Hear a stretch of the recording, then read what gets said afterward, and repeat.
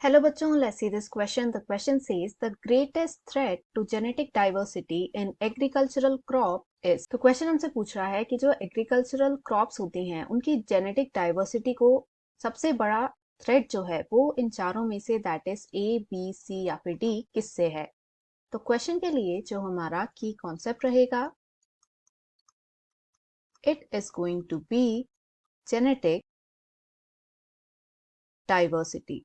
तो पहले हम इस टर्म को समझेंगे एंड इसके बाद एग्रीकल्चरल क्रॉप से इसे रिलेट करके पढ़ेंगे। तो ये जो है एक इजी क्वेश्चन है। सो जेनेटिक डाइवर्सिटी जो टर्म है, it is used to represent the number as well as the types of genes जो कि हमें देखने को मिले in different species of a given area. And इसके साथ ही इन जीन्स में जो वेरिएशन आ रहे हैं वो भी जेनेटिक डाइवर्सिटी में ही कैलकुलेट किए जाते हैं। तो जितनी डिफरेंट स्पीशीज एक लोकेशन में प्रेजेंट होगी उतनी ही ज्यादा डाइवर्सिटी उस रीजन में प्रेजेंट होगी।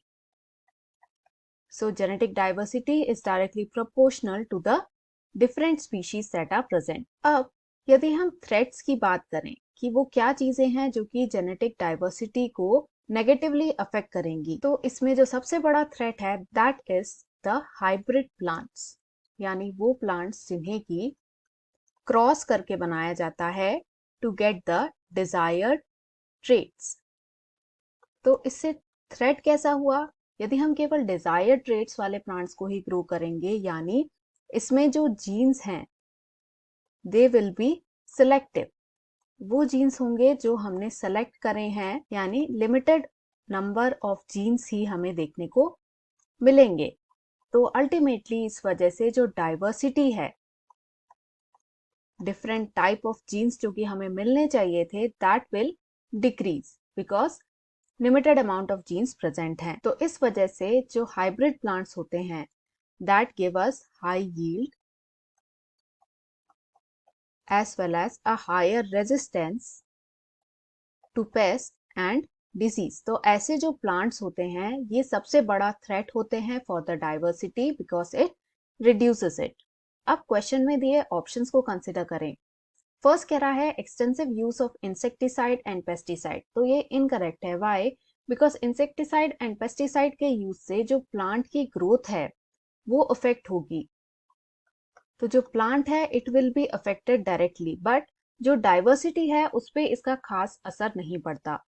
बी कह रहा है एक्सटेंसिव मिक्स क्रॉपिंग, तो ये इनकरेक्ट है बिकॉज मिक्स्ड क्रॉपिंग से जो डाइवर्सिटी है वो घटती नहीं है, रेदर इंक्रीज होगी। बिकॉज मिक्स क्रॉपिंग में हम different types of plants grow करेंगे तो अलग अलग जीन्स भी इंक्रीज हो जाएंगे, तो डाइवर्सिटी भी इंक्रीज होगी।